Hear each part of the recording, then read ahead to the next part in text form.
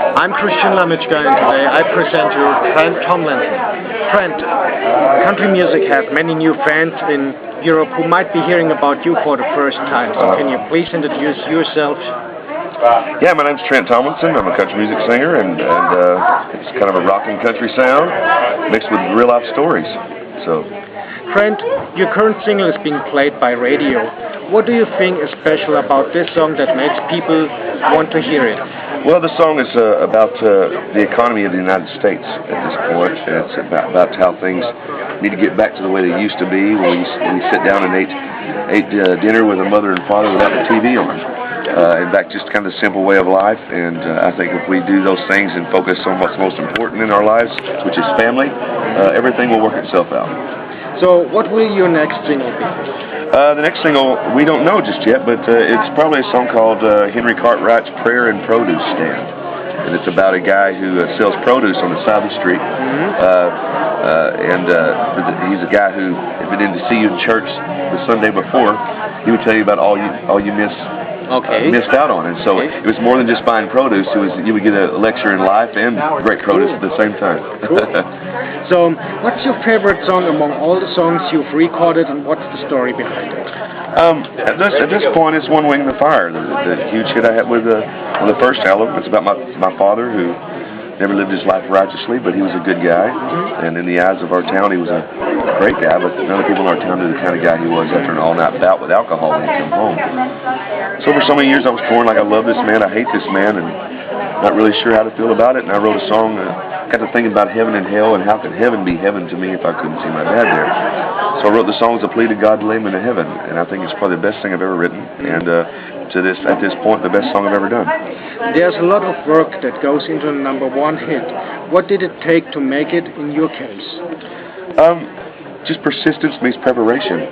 You know, hard work, stay in the course. You know, you have to be present to win. You know, so I just kept my nose to the grindstone and kept plugging and kept doing what I do, and went out and met radio, did interviews, played a lot of shows, and kept my face out there. And if you do that and work hard, you'll never lose. Do you have any interesting story about how fans have been affected by your music? I have a lot of stories, actually. I mean, there's one in particular. There's just, like the song One Wing in the Fire I was just speaking about. You know, that I've had so many people come up to me and hug my neck and tell me thank you for writing that song. It brought me and my father back together, which is what the song did for me as well. And it's a good feeling to know that something you've done has changed somebody's life like that. What's inspired you to become an artist? You know what? I've always loved music. I'd ride around in the truck with Mom and Dad and listen to the radio as a little kid, and I would just sing along with the radio. And at that point, it just seemed so natural to me, and I can't imagine myself doing anything other than that. I certainly don't want to go back to farming cotton. So I learned to play the guitar, and here we are. What's unique about you that differentiates you from other artists? I write on my own songs.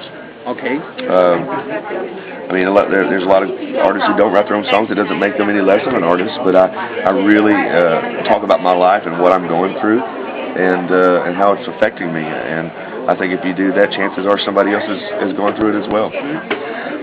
Is there anything in your life that you would change if you could? No. No? We all make mistakes, and we learn from them, and I think that's life. And I think if you have things that you regret, then it makes you a better and stronger person, and you move forward. Yes. I agree.